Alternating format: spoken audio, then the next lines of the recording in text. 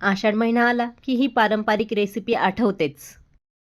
Finally आषाढ महिना संपण्याआधी आपण या आषाढ स्पेशल कापण्या बनवलेल्या आहेत. किती सुरेख गोड रंग त्यावर आलेला आहे आणि खसखशीची ती रांगोळी किती गोड वाटते नाही.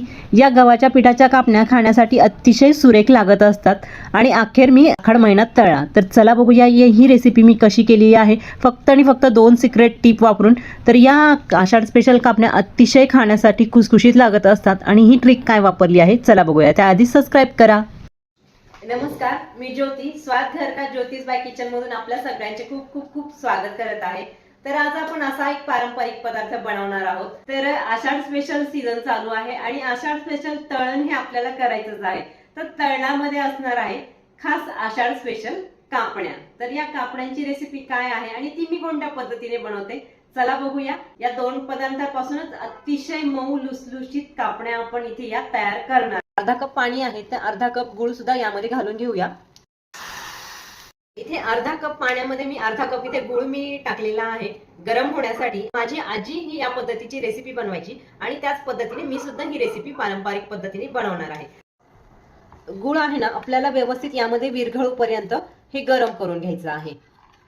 अशा पद्धतीने आपल्याला संपूर्ण गुळ हा विरघळून घ्यायचा आहे आणि गुळ विरघळला की लगेचच आपल्याला गॅस हा बंद करायचा आहे आणि हे जे गुळाचं पाणी आहे हे पूर्णपणे थंड करून घ्यायचं आहे. इथे 1 कप मी हे गव्हाचं पीठ घेतलेलं आहे आणि ते छानसं आपण चाळणीने चाळून घेऊया. यामध्ये आपण हे अर्धा कप हे डाळीचं पीठ सुद्धा घालणार आहोत. यामध्ये चिमूटभर मीठ सुद्धा घालणार आहोत आणि अर्धा चमचा वेलची आणि बडीशोप पूड सुद्धा यामध्ये आपण घालणार आहोत. हे सगळं व्यवस्थित आपण गाळून घेऊया. यामध्ये 2 चमचे आपण गरम केलेलं मोहन घालून घेऊया आणि आता हे सगळे सुके जिन्नस हे असे व्यवस्थित हलक्या हाताने हे व्यवस्थित मिक्स करून घेऊया. तर हे जे आपण हे तेल घातलेलं होतं या तेलाचा असा सगळ्या पिठाला व्यवस्थित एकसारखं लागल्या गेलं पाहिजे या पद्धतीने आपल्याला मिक्स करायचे आहे. आता हे व्यवस्थित असं कंबाईन झालं की हे बघा हे असा जर याचा गोळा तयार व्हायला लागला की आपण जे गुळाचं पाणी तयार करून घेतलेलं होतं जे थंड केलेलं होतं हे सगळं यामध्ये घालायचं आहे. हे गुळाचं पाणी सुद्धा तयार करून घेतलेलं होतं आणि हे आपल्याला अर्ध चाळणीने गाळून घ्यायचं आहे. गाळून घेतलेलं गुळाचं पाणी आहे. यामध्ये ऍडिशनल पाण्याचा हा अजिबात आपल्याला वापर करायचा नाहीये. यामध्येच आपल्याला सगळं काही व्यवस्थित मिक्स करायचं आहे. एकदम व्यवस्थित मऊ होईपर्यंत हे मिक्स करायचं आहे.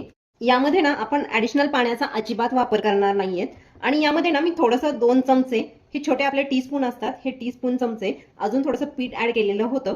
तर याचा आपल्याला छानसा असा डो तयार करून घ्यायचा आहे. तर इथे मी याचा डो तयार करून घेतलेला आहे. याला 2 मिनिटासाठी रेस्टसाठी ठेवूयात.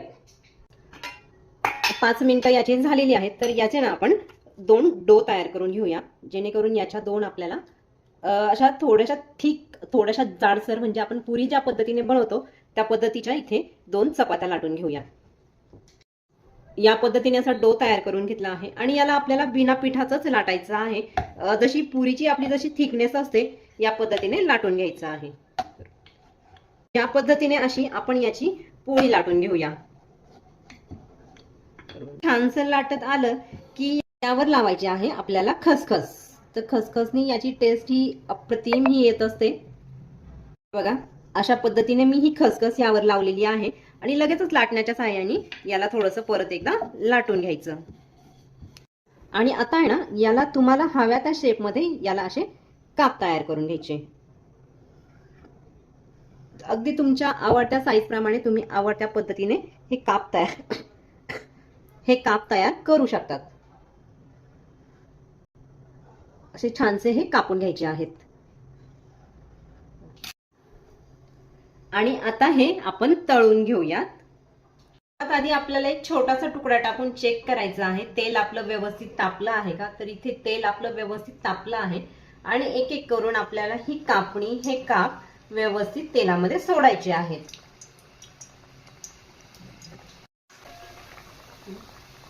या व्यवस्थित दोन्ही साइडने आलटून पालटून ह्या आपल्याला व्यवस्थित तळून घ्यायच्या आहेत.